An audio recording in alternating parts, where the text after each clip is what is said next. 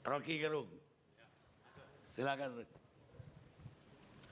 Oke, selamat malam. Terima kasih Pak Karni.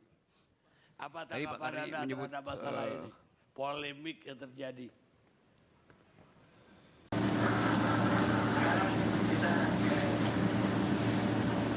Oke, selamat malam. Terima kasih Pak Karni.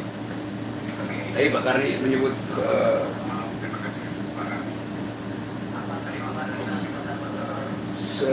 oke, soal polemik. Polemik itu memperlihatkan ada kekacauan di dapur kekuasaan, berantakan dapurnya. Ada pepatah bilang begini, too many cooks spoils the broth. Terlalu banyak koki, terlalu banyak tukang masak membuat sup itu tumpah berantakan. Itu yang terjadi sekarang, tumpah berantakan sup itu. Nah, judul ILC kali ini Ustadz Ba'asyir bebas atau tidak, itu kurang ILC, kurang menggigit. Mestinya Ustadz Ba'asyir hoax atau bukan. Nah, saya menganggap yang disebutkan oleh Presiden kemarin adalah hoax. Jadi Presiden sekali lagi bikin hoax.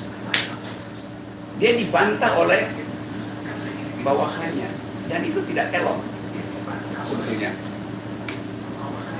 Anda bayangkan bahwa Pak Tito menerangkan secara lengkap urut-urutan peristiwa, konsekuensi diplomasi, karena soal terorisme ini adalah investasi internasional. Seharusnya Pak Tito yang mengucapkan pikiran pemerintah, bukan Presiden. Supaya kalau Pak Tito bikin kesalahan, Presiden masih bisa koreksi. Ini ngaconya Presiden ambil alih sesuatu, sehingga dia akhirnya dikoreksi oleh anak buahnya. Karena nggak mungkin lagi ada yang di atas Presiden untuk mengkoreksi hoax yang dibuat oleh Presiden. Ini soal kegagalan memperlihatkan dignity dan bonafiditas dari Presiden sebagai kepala negara. Itu soal yang pertama. Sehingga orang melihat bahwa memang Presiden selalu ingin curi star, melakukan sesuatu yang sebetulnya tidak perlu dia lakukan secara tergesa-gesa. Itu sama dengan Presiden membagi-bagi sertifikat, yang sebetulnya didiami pun rakyat akan dapat sertifikat, tapi ditunggu momentum Presiden datang. Jadi seolah-olah itu kasih sayang negara. Padahal itu hak dari warga negara, bukan soal kasih sayang negara. Demikian juga soal Ustadz Ba'asyir, yang sebetulnya udah jadi hak dari 2000 berapa Pigai terangkan itu 2017 ditunda supaya Presiden yang mengucapkan itu. Apa di belakang itu? Setelah semua alasan kita sisir, maka yang tinggal adalah motif politik, yaitu menambal elektabilitas.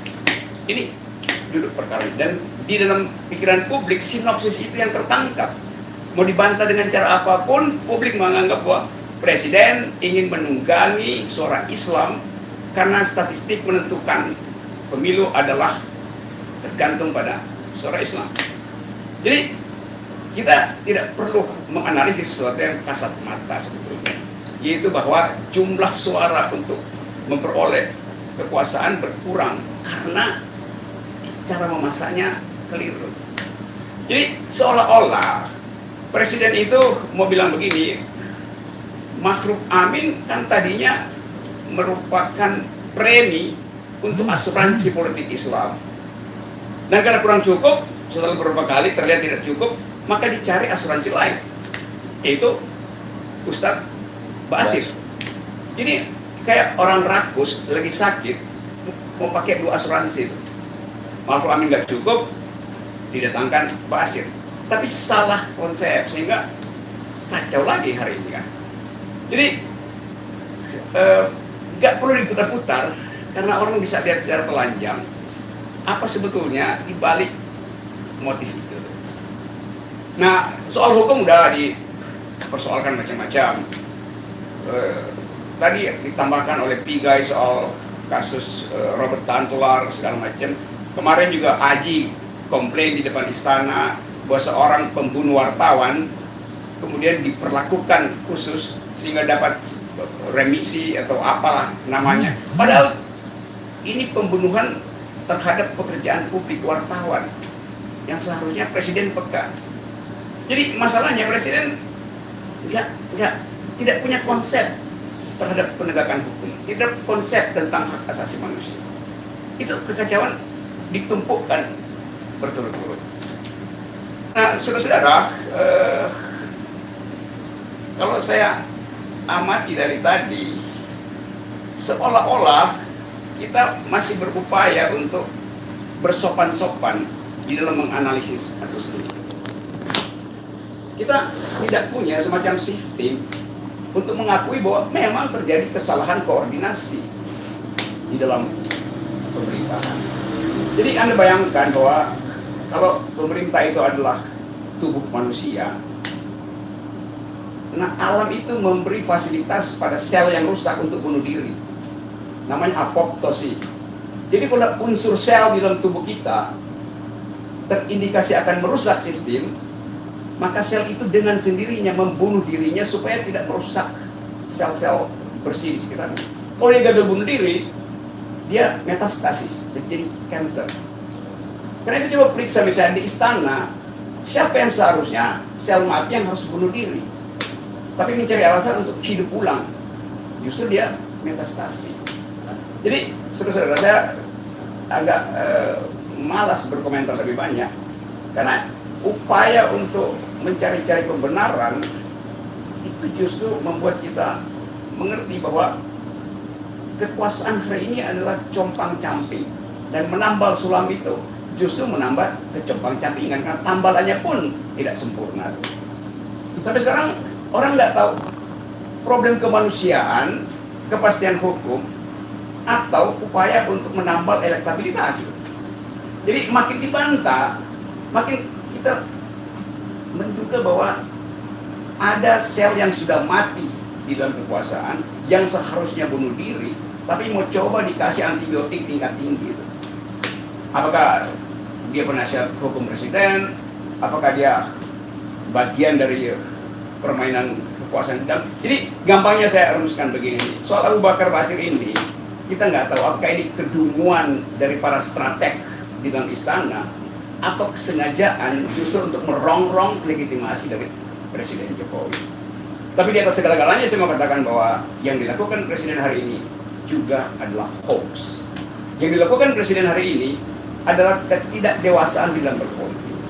Karena dia terburu-buru, tergesa-gesa ingin segera pamer legitimasi baru dengan cara membeli asuransi baru.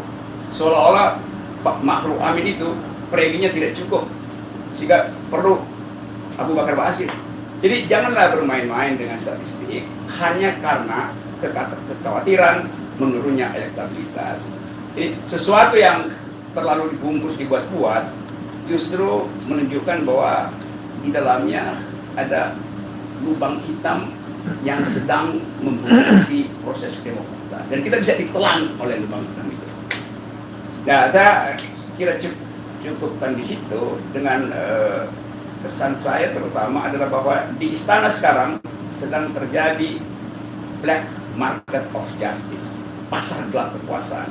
Yang sampai sekarang orang tidak tahu siapa pemain utamanya, tapi yang kita tahu bahwa itu adalah ongkos yang berbahaya bagi demokrasi hari-hari ini. Saya kira itu, terima kasih. Dan saya mau tambahkan ikut berduka cita terhadap Pak Rahman Toleng yang juga adalah guru dan sahabat saya. Kita sama-sama membentuk forum demokrasi bersama dengan Gus Dur dalam upaya untuk melonggarkan pembuluh darah publik yang pada waktu itu tersedak oleh kekuasaan. Hal yang sama sedang berlaku hari ini, bahwa pembuluh darah publik tersedak oleh kekuasaan, tersedak oleh ambisi kekuasaan. Saya kira itu, terima kasih Pak Karni, dan tidak ada pertanyaan lagi. Seharusnya Pak Kami jangan bertanya lagi ke saya. Terima kasih.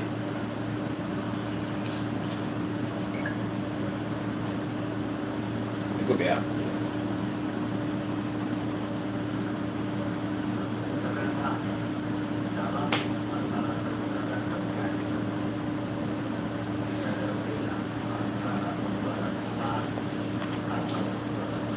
sedikit amat, kurang puas.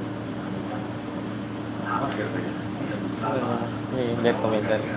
Sedikit amat Pak Rocky kurang puas. Udah, cukup tadi. Nggak kedengeran. Sudah cukup. Sudah cukup. Racunnya nyampe nggak racun? Kira nyampe. Kurang. Enggak tahu nyampe tadi. Mantap. Black market of justice. Wah, besok trending itu. Asik. Nah, saya pikir dari awal mau ngomongin dimensi politisnya, terangin soal prosedur pembebasan bersyarat. Banyak. Apa ini betul. Iya, lebih ke pembebasan prasernya ya, Pak. Pelanggaran dari ini.